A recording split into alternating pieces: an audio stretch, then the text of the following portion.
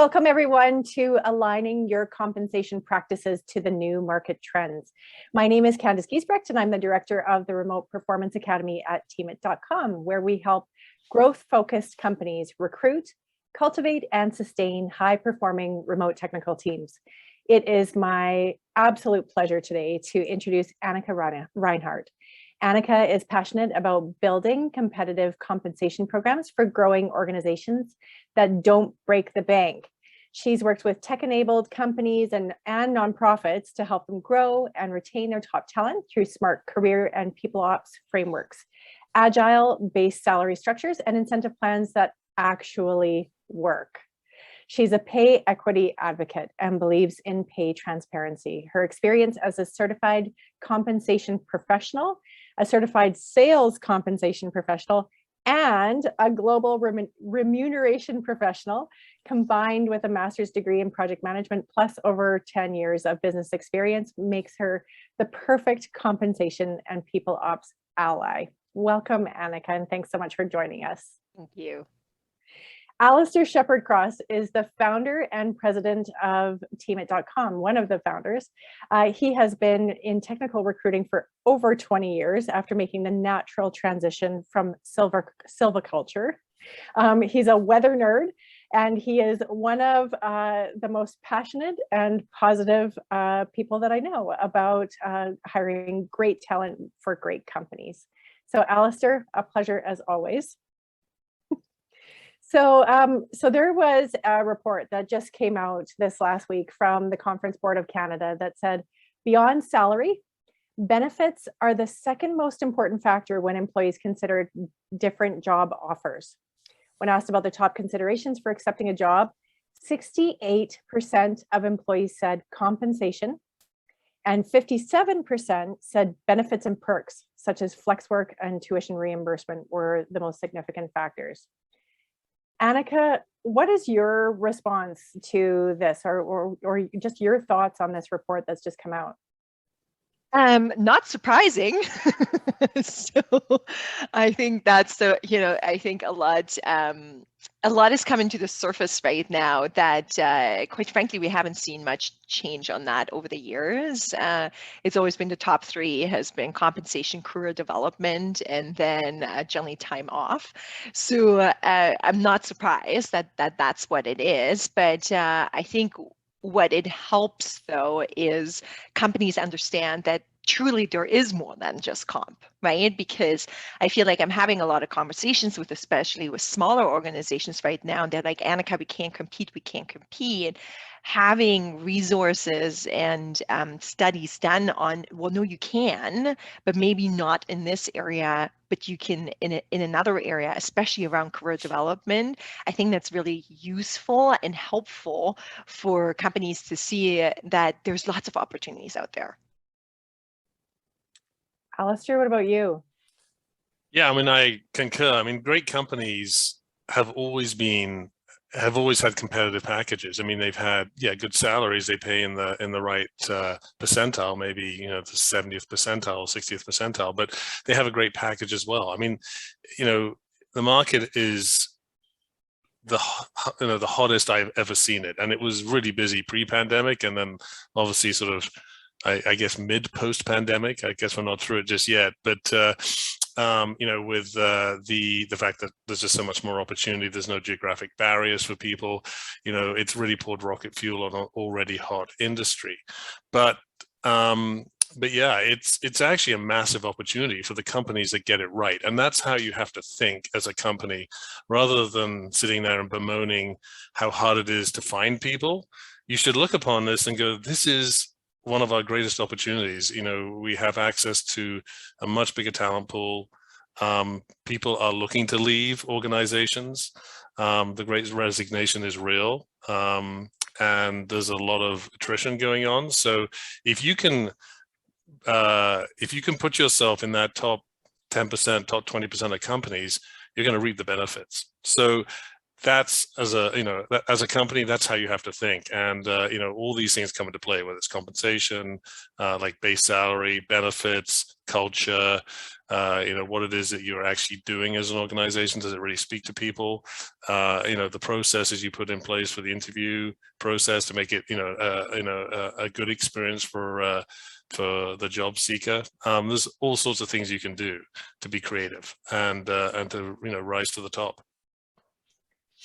So good. So, I mean, both of you have alluded to this, that we're really looking at a candidate-driven market. And so what are some of those ways that a company can be more competitive and rise to the top? What are some of the things that you're seeing? I'm happy to jump in because I think this is, again, kind of the day-to-day that we're working on is career development. I think is something that a lot of companies talk about but don't do well. So when we go in, we often do what I call health checks with organizations and really looking at, well, where you at in terms of the trends, etc. And some of the foundational pieces are just not there. So they do all kinds of amazing things and perks here and this and the other, but they don't have the basics right. And to me, the basics are having a proper career development framework, which is proper leveling, proper competencies. Have you planned out how people are moving laterally within their jobs and how they can move up? Because quite frankly, again, the number 2 thing as to why people leave is career development. It's progression. It's not just like, I want more money or more equity or more cash compensation. It's like, I want to make sure that I'm moving forward. And that doesn't always have to be upwards. It can also be sideways. But if you can properly explain how that works, and you're one of those companies like, come join us, we have lots of growth opportunities, and you have nothing to back this up, this is where you're going to fall flat, where other organizations can really level up. We have companies as small as 10 employees that are coming to us saying, help us build a career framework, because we want to be that company. We want to make sure that people know where they can go and grow to, and that we can have meaningful career development conversations, that we have meaningful compensation conversations, and that people can see the progress they make. So to me, that honestly is the part that excites me the most. And quite frankly, again, it is quite foundational, but companies often just jump over it. And it's something that doesn't cost you anything, quite frankly, in the sense of like really thinking through, how do we want to develop our talent? So I'm seeing some really neat things in this area, from rotational programs in companies to, assigning a certain percent where you can explore other opportunities within the organization, which again has been done by many other companies. But it's like we're really seeing companies focusing more on like, what are the skills we need and how can we use the folks that we have to move around and really step into these opportunities and making that a meaningful path. So to me, that is one of the biggest opportunities I'm seeing right now. So Annika, when you, and I know you've seen these small companies, talking about how do we do this, and when, for those of us who've had the privilege of seeing some of those companies at that stage, like they've landed their funding, they've now it's time to follow through and to do what they said they do with this injection of money or with this great idea, or they really sold these great awesome talent to come and join them for their startup, and they often think like, down the line, once we reach whatever the point in on the journey is, then we'll do this, those kind of strategies. That's for big companies. That's for so what do you say to companies who maybe aren't convinced yet that they need to be focusing on this early, and how does a small company who maybe doesn't have some HR support do some of this? Mm-hmm. I mean, a couple of things on that is, again, it's kind of like being that, do you want to be proactive or reactive, right? And in a market like this, it's like we have to be proactive, because otherwise, again, people will move on to that next opportunity. And I think the big piece there to think through is, again, it's like we don't always have to think there, people come to me and say, well, Annika, but I don't have a next level up. We only have one engineer and that's it, right? Or the two. It's not about that. It's about kind of thinking through, but what if, right? So yes, there's obviously the leveling up, but also the sideways. I think this is where folks kind of get hung up and they're like, well, we have, you are what you are. No. If you get hired into, let's call it, like, I'm going to pick on my engineers, you're an intermediate engineer and I've now joined Blink Inc., right? I still want to know, well, okay, well, where I am today is not where I'm going to be in a year. What are you expecting me to do in a year? Even if it's not leveling up, it's going sideways. So thinking through what lateral movement means. And that's kind of thinking we often in our language, we call them performance zones or performance steps. And I think any company can kind of think through this and be like, okay, well, what does it mean if this intermediate engineer is joining me and they are developing? What does it mean if they're fully proficient? What does it mean if they're, exceptional or, kind of like going like this above and beyond?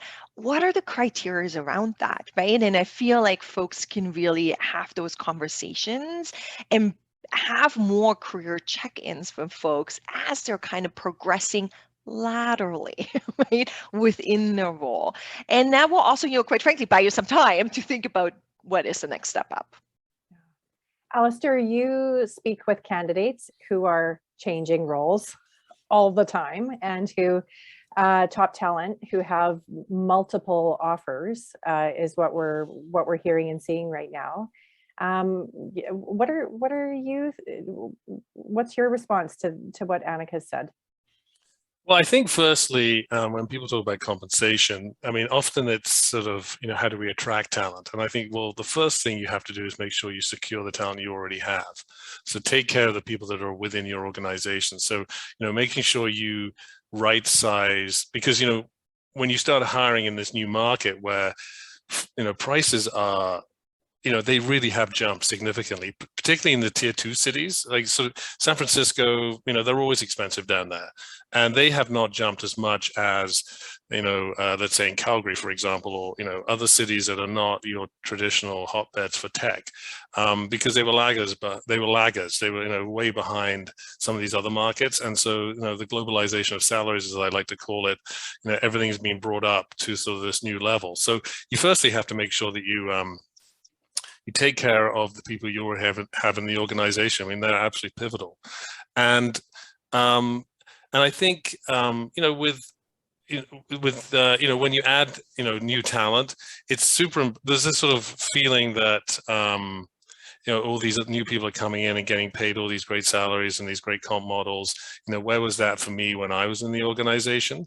And so that creates some bitterness. It certainly can do. So really good communication with your employees and regular check-ins, as Annika was saying, and not once a year. Like the industry and the market's moving too quick for that. You need to be checking in, if not every 6 months, certainly quarterly, I think, and sort of right sizing as you go. So I think this is just this awareness that you have to do things differently. You have to be much more intentional, and you have to be much closer to your teams and your employees than you ever have been. Annika, I know one thing that you are very passionate about, and where we've worked together with some clients, is where a company needs a compensation strategy. So this phrase, this concept is foreign to many. Could you just kind of give us like the 101 of what is a compensation strategy and why is it important? I think it's like, I'm sure if we were to Google it, it's probably like trending these days. So, I have never heard that many people talk about it. I was like, oh, wow, I always thought that was like a fringe thing. And now it's, becoming more of a spotlighted area in your organization. And quite frankly, it's no different than a marketing strategy or business strategy or sales strategy. It's just what we are focusing on is trying to identify how we value and reward employees based on your organizational goals, goals, what is important to your current and future employees, so your clients, right, your target audience, and you also want to make sure that you include in your compensation strategy, and the way you think about it is like what the market is doing and how you position yourself in the market. So it really is a roadmap for an organization to prioritize how it wants to compensate talent in order to achieve its goals. And the big part that, again, is like, I think you might hear more often what people talk about is a compensation and rewards philosophy. And that is generally the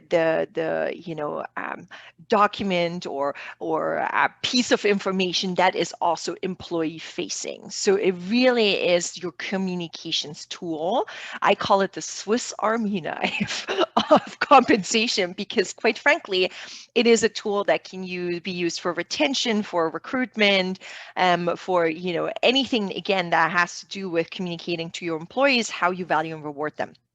And a compensation philosophy, interestingly enough, again, is actually quite common in organizations. So it's always been hovering kind of around that 70% mark. This year's the first time we saw an uptick, and there was like more 75 to 80% of companies have one or working on one.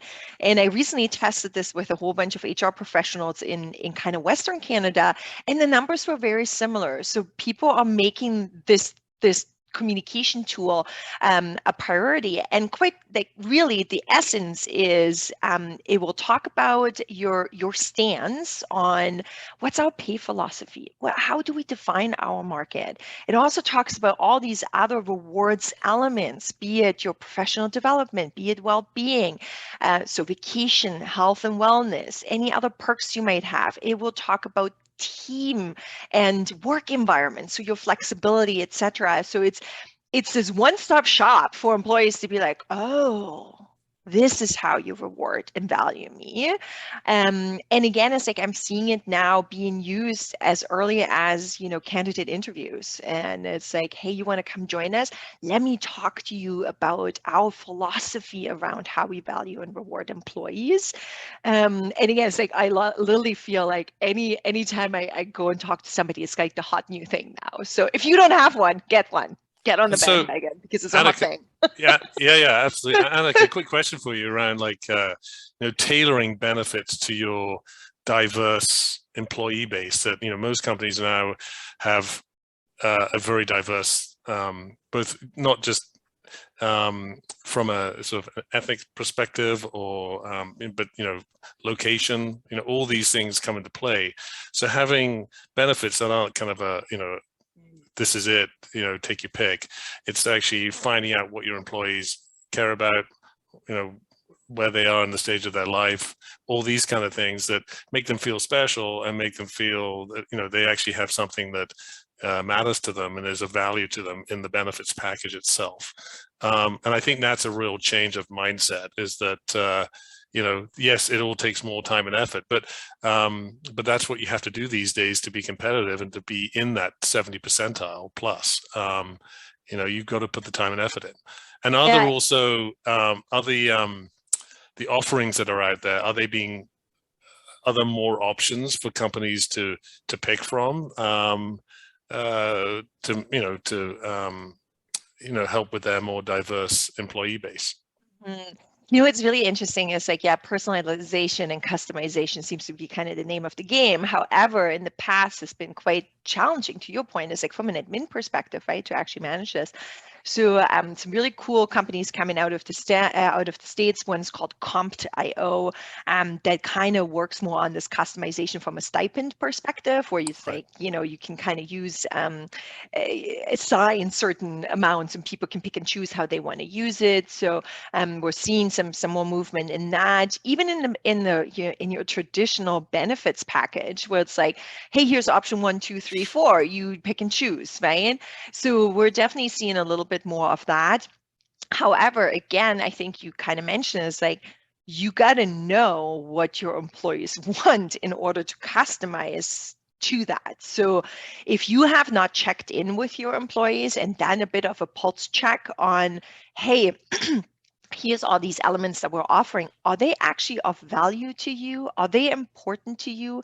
And if they are important, how satisfied are you actually with what we're offering? You're otherwise just shooting in the dark, and you're just always, you're always going to be behind, because all you're doing is look on the internet for the latest and greatest perks, right? And trying to throw these things in. So honestly, stop doing that. Focus on your employees. And if their top 3 perks are vacation, extended health, and flexible work arrangement, well, let's focus on those 3 things.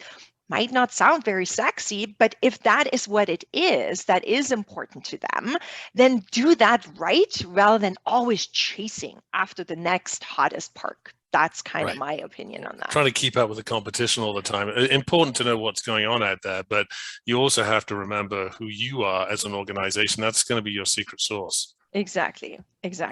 Yeah. So, Annika, where do you see some of the biggest gaps between what workers are wanting and what employers are offering? Yeah, again, it's like, to be honest, it's like, I think everybody thinks there's these massive gaps. It's just, the gap is that employers don't know what employees or candidates want, and candidates don't know what could be offered, right?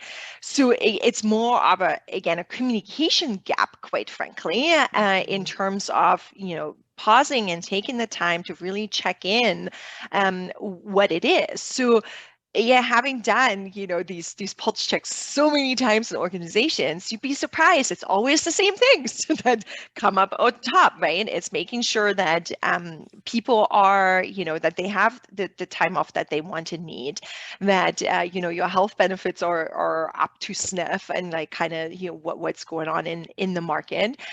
Flexibility, obviously, the whole like giving flexibility. We're seeing more flexibility, not just on like remote work, but other work options, 4 days, shortened work weeks, part-time, job sharing, etc. So I think there's a lot of things there. Within the last year, again, it's like what we've seen is anything around mental health. So employees are asking for more support around that. And here's the interesting thing. Often companies are already offering this. They just don't tell their employees. So if you are a company that offers sick days, but you never mention to employees that they are welcome to take a mental health day that is lumped into your sick days, they likely are not going to, because they don't think that is, because they're like, well, it's not a sick day. It's like, I just need a mental recharge break, right? So communicating that piece. You might have a fantastic employee assistance program that offers therapy and mental health support. Well, if employees don't know about that and know how to access that and kind of making it known that this is a resource, they're going to be saying, it's like, oh, I want this. And they just don't know that you're already offering this. So again, really look inwards as to what do you have, what do employees want, how satisfied are they, and what are the gaps there. Don't shoot in the dark and just look at what everybody else is doing. It's so interesting. Just I had about 4 new thought bubbles pop up above my head as you were talking, Annika, because I mean, one of the things that we've definitely seen through supporting companies in their remote strategies is that the whole thing about sick and mental health and time off has been made a little bit more complicated by the fact that people are at home. So it's not a matter of, if I come in, I might make people sick. I'm not going to make anybody sick by still showing up. And so, we're definitely hearing and seeing some tension around people feeling like they actually can take time off because, they can hop in on their Slack, or they can, like code if they're like, with the box of Kleenex and the soup on the stove and so on. And so, as businesses think about some of the complexities related to distributed work, and I mean, this is just one very small piece, but then there's also just teams being more distributed and the communication challenges that, it's not like we can just mention all of this or have a poster hanging beside the coffee machine and anymore, or the Red Bull fridge or whatever it is, and when everybody was in the office. But like, when you think about companies being distributed long term and hybrid organizations, what are some of the recommendations that you have for companies, or questions that they should be considering? I think two big things, and I think or three actually. You're already touching on the communications piece, but I'm going to mention two other things. Is like, as you're distributing across borders, one of the things where I see tension and friction is if things don't line up and are not equal or equitable. So if you're starting to hire in the States and you are offering a retirement savings plan in Canada and you're not offering a 401k plan in the States, there will be friction between employees, right? So I'm not saying you must offer exactly the same, but you must offer equitable pieces, because obviously employees are aware and there's a lot more communication around that, and you can't create a two-class society, right? So thinking about how can we make things equitable for no matter where you are, right? Same thing with vacation.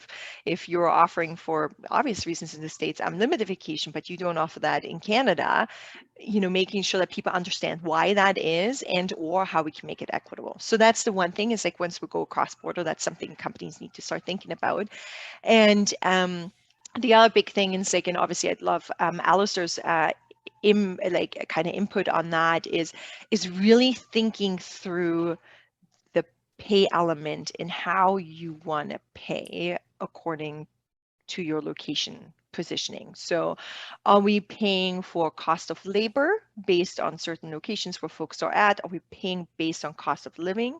Or are we paying where we were seeing much more happening in the market for output, which means same pay no matter where you are? And it doesn't matter what you choose, you just need to make a stand, right? And communicate that to your employees. But I think those are the biggest things that kind of I think everybody's grappling with is how we position ourselves in the market, what is our market, especially from a location perspective. And again, for me, it's like making sure you're offering packages of equal value, let's call it. Right. And so, Alistair, what are you seeing in terms of that particular piece, especially around pay, considering where you live? Yeah, I mean, it's a real hot topic, and I mean, to be honest, the way I see it and how I'm seeing it right now is that where you live really shouldn't factor in too much into the equation. I mean, that's the choice of the individual, and so I think people feel that, oh well, just because I'm living in, let's say, Nelson, BC, suddenly I should be getting paid 40% less than people in Vancouver. And I don't think that sits well with people, and there's no standardization across the industry. So for every company that might do that, there's 5 or 6 they'll go, well, hey, we have a totally different policy. We'll pay you whatever people make in Vancouver. So obviously you're going to lose out. And I think, again, it's this whole thing around being treated like, made to be sort of treated like a second-class citizen a little bit. And it's just your choice. And I think most people look at themselves and go, hey, I'm the smart one. I made that decision. Why am I being negatively impacted? And so, so yeah, I think you have to be really careful in this market about cutting any corners and creating equality gaps within your employee base. And also you have to be careful about, you always have to make the assumption that people talk within organizations and people are going to find out what other people make. And you have to be comfortable with that. People tend not to keep these things to themselves. So yeah, I think, that's something you got to be really, people are always asking me about, well, what's the market like in Calgary? And I go, well, I think it's jumped significantly. And, I don't think you should really base it off what people are paid in Calgary. You should be based it off what you pay as an organization for that particular role. So, yeah. I have just a couple more, questions, but I see one question popping up into the chat. And if other people have questions, please put them in the chat. And I think probably in about 5 minutes or so, then we'll have a little Q&A there. So, so Alistair and Annika, when you look at these trends that are shifting and changing in compensation, what are the ones that excite you and what are the ones that concern you? Either one of you. Oh, yeah, well, like so many. I'm like very excited, clearly. Yeah, I mean, I think it's exciting, but I mean, the ones that excite me are, or sometimes, in some respects, the ones that concern me too. Yep. I mean, I love to see Sorry. the fact that people are getting paid more, and people in some of these tier 2 cities where really salaries haven't moved that much over the last, gosh, 10 years. I mean, I remember working, using Calgary as an example. A senior software developer used to make 110 to 120K, and it seemed to be like that forever. And now in the last 2 years, well, really last 12 months, it's jumped to sort of 140, 150. I mean, it's so I'm excited to see people getting rewarded for being talented and being good at what they do. And I'm also excited about, we have a Brazil operation where we bring people up from South America. And so being able to see people who, their whole lives are being changed by remote work. I mean, it's super significant. I mean, it's their dream, and suddenly they're able to make 2 to 3 times what they were making in Brazil, and potentially still live down there, but get access to the global tech market and get rewarded for the incredible hard work and sacrifice they've made to become a highly qualified tech resource. And so, I mean, these are all great things. And, I think, just the amount of choice and opportunity, I think is super exciting to see. And again, when we come back to compensation, companies have to have, because recruitment strategy and compensation go hand in hand. So, you have to think outside the box these days and have a multi-pronged approach to recruitment. So you have to think about a scalable workforce, so kind of consultant, contractor types. I mean, they're saying now that I think 160 million resources in the US are flexible workers, so the kind of gig economy, and that's just going to increase. So if you're not hiring contractors because you say, oh, well, we only hire employees, well, you're discounting just a massive % of the population, and that's just going to increase. So, how do you kind of, I know maybe this doesn't entirely answer the question, but I think it's a really important discussion point on compensation. And so how do you reward them and compensate them so that they are made to feel part of the company and not just a hired gun?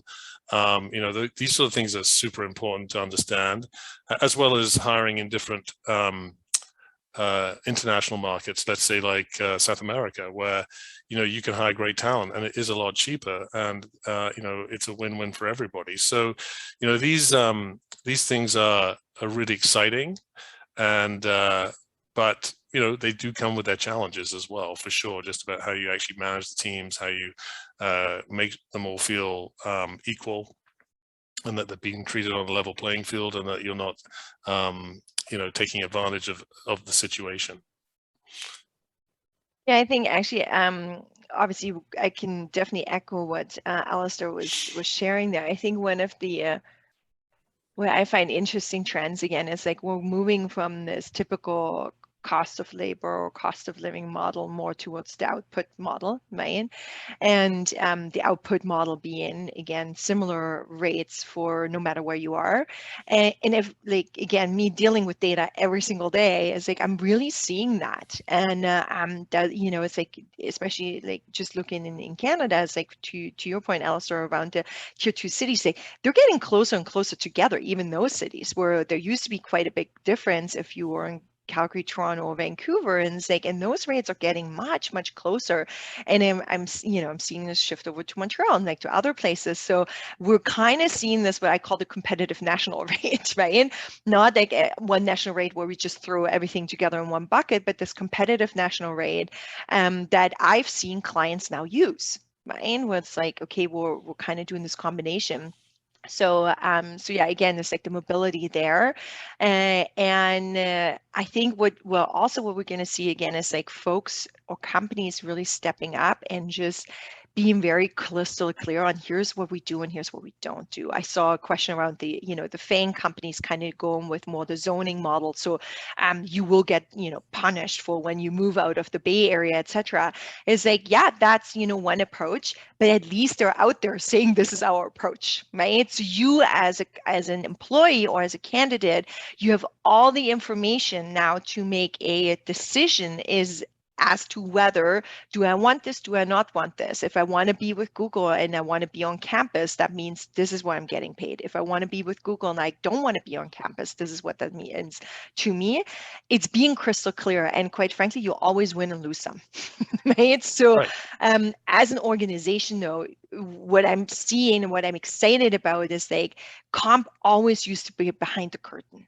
Nobody could know about it, right? Approaches, we don't share this. I'm seeing so much more transparency around, here's what we do, here's how we do it. Do you want to come and join us and be part of this journey? So I think that is super exciting for employees and candidates, just to have much more insights as to how a company wants to reward and value you, so you can make a decision. Do I want to go with the bigger company because I'm attracted to the brand, or do I want to be with this other company and here's how they're going to value and reward me, which we've never seen before. Yeah, and I think also you have to understand in this market that, there's companies out there that just pay ridiculous salaries because maybe that's all they have to offer. They don't have a lot of other perks, or, maybe it's not a particularly interesting place to work. So, it might be highlighting a lot of their the issues that the organization may have. The salary is what it, is the big carrot. And so I think you have to be able to look at that as an employer, and go, well, that's just ridiculous, and we're not going to get caught up in that race, because it's a race to the bottom ultimately. I mean, I've seen a lot of companies that pay ridiculous salaries, and a lot of them aren't here anymore because over the years I've seen that happen. So I think you have to hold the course and look at what makes you exceptional as an organization. And as Annika was saying, have a plan and stick with it. And you're not competing against the Amazons of the world.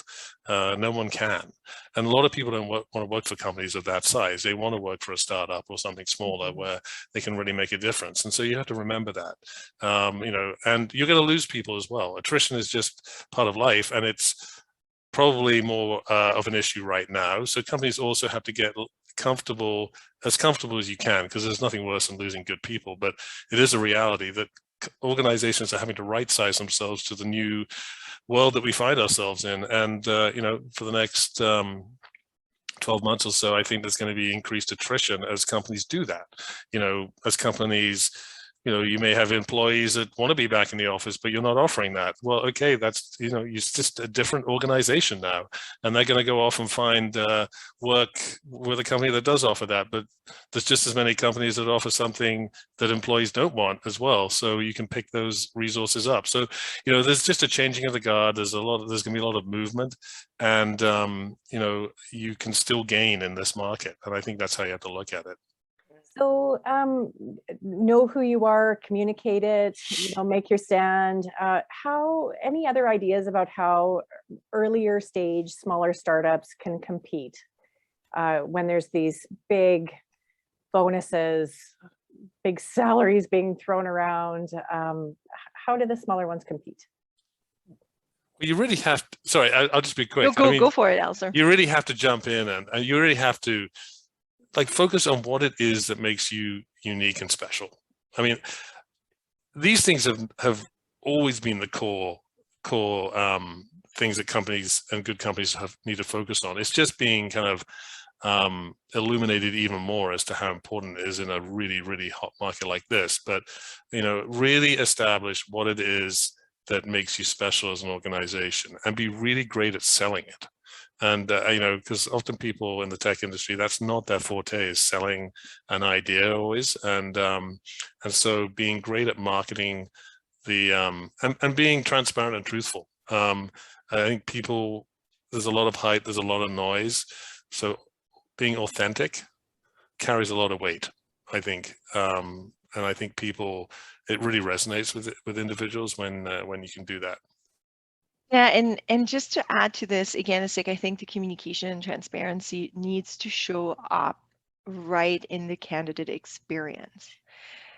The times where you sit down and say, tell me about your salary expectations, over, okay? Why bother? in a market like this. You need to come in and say, here is where we are. Let me show you what I got for you and how amazing it is that, here is how we position ourselves. Don't play the cat and mouse game anymore. It really is like to Alice's point, you have to sell it. So if you are in a position where it's like, you know what, yeah, it is that lowest salary, you got to visualize it, you got to sell it, you got to be able to say, listen, we reward our employees for growth, and this is what that means for us. We compare ourselves to organizations that are like we want to be in 2 years. We're not comparing ourselves just to these tiny ones, but in 2 years, do you want to be part of this journey? Here's what we got for you, right?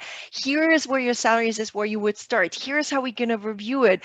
Next year, we're going to do another fundraise. This is how this would impact that. You're going to have to come in with some of these pieces right from the get-go, rather than being like, oh, they asked me for 60,000 more than I have, right? I think the conversations just need to shift. It like, you have to wow right from the get-go. And you can. And it's just, again, to Alice's point, is like, make sure that you communicate those pieces and don't hold back. Like, your compensation philosophy should be clear to everybody. Post it on your website, is like, here is what we offer. So before candidates even come and apply, they know, right? Our compensation is competitive to organizations that are of the same size in our, local vicinity, that have been growing 10x. Awesome. So I know you're not Amazon and you're not paying for that, right? So I think there is just a lot more that companies can do upfront. And I think the experience too about the whole interview process. I mean, in a very busy market, it can be a bit rushed, and rescheduling of interviews, and just offers that aren't competitive because there's a mix-up on what the person's actually making. These things are killers for hiring. I mean, you may have had a candidate right in your hand, and that's the thing that turns them off. And it was just a mistake, a miscommunication, or it's the old adage of trying to squeeze them over $4,000 or $5,000 or $2,000. It's like irrelevant, really. And it's not about who wins here and who gets the best deal. It's about securing talent. And so these things are super important to get right. And also these, even if you don't hire someone, it needs to be a good experience, because they go off and talk to their friends and say, yeah, well, the person was late, they weren't prepared in the interview, they hadn't read my resume. There's all sorts of things that come up that are really, really important to get right in this market, because you're really on the spotlight, and you have to move quick. I mean, I cannot talk about this more and say how important it is. Like, it's so key that you've got to have an efficient interview process. Yeah, you may think you're special as an organization, you need to interview someone 6 times and have like 12 hours of technical tests, but no one's going to wait around that long. And I think there's a level of arrogance to suggest that you need to do that, and that your company is that special. You need to be able to come up with streamlined processes that really identify core skills and what you're looking for. But you have a turnaround of a maximum of sort of 14 days from the time you actually meet somebody. So really, really important to get that stuff right. We are down to just our last few minutes, and so we had 2 people asking about pay differences across the border. So can one of you speak briefly to just your thoughts on pay differences across the border? I'm happy to. Again, it's like, we're going to continue seeing those pay differences. It doesn't matter what the pay difference is. You need to pick what is your strategy. Do you care? Where are you anchoring your market? So if you're saying it's like, we want to attract more Pacific Northwest talent, well, yeah, then maybe you want to look at Seattle. If you don't, then don't, right? So pick what is your market scope, right? Who are you comparing yourselves to truthfully, and where are those companies located? So the differences are there. They will continue to be there. We're definitely seeing them shrink, especially as Alistair mentioned, tier 2 markets becoming, you know, more prevalent and seeing an increase. It'll continue to be like that though for a while. So you got to pick, you got to figure out what is my strategy and which direction do I want to go. You want to add anything, Alistair? No, not really. I mean, other than I think, again, Annika's bang on. But, you know, I think typically when we're looking at hiring talent, you know, comparing talent to like Canada and the US, you know, it's really just a switchover. So what pays 180,000 in the US pays 180,000 Canadian, for example. They don't have to necessarily pay what they would pay equivalent in Canadian dollars or US dollars, and then convert it so that it would be more like 220 Canadian. I think a lot of our clients are happy, and I think it's still super competitive up here to just pay the equivalent in Canadian. Okay. So final words, Annika. If companies or the people here are thinking, okay, I'm ready to take a next step, like what should their next step be?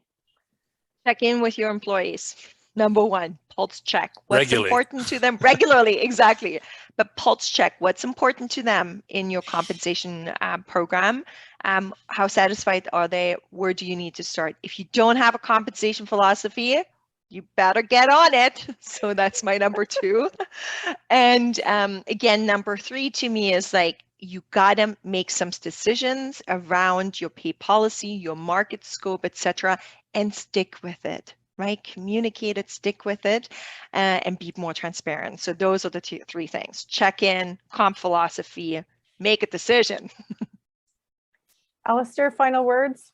Well, first of all, take care of the people you already have on the bus. So make sure you get them right size to this new market before you start bringing in other people at a different salary band. So that's absolute number 1. And secondly, if you're scaling, which most companies are, I mean, I read some stats the other day that 75% of tech companies in North America are expected to hire 25 plus software developers in 2022. So, and they're talking about 160 million tech jobs being created, new tech jobs being created over the next 4 years, which, you know, those numbers are massive. But I think, you know, have a diverse recruitment strategy. I think that's super important. You just got to be really open-minded about how you kind of where you find talent and how you attract it, and look upon this as an incredible opportunity. Put yourselves in the top 10 to 20 percentile, and you'll do fine. You'll be the winner, and that's how you have to look. Just don't be lagging down there in the 20 percentile, because they'll be the losers. Yeah. Thank you so much to both of you. We will be sending a copy of this recording to people who registered, and we'll also send some information if people want to follow up with Annika around developing a comp strategy, or want to follow up with Teamit around either technical recruiting. We offer Agile People Ops Scrum Master training. Love to tell you about some of that, as well as helping organizations to cultivate and sustain high-performing remote and distributed teams. Thank you so much to both of you. It's always a privilege and a pleasure to chat with you.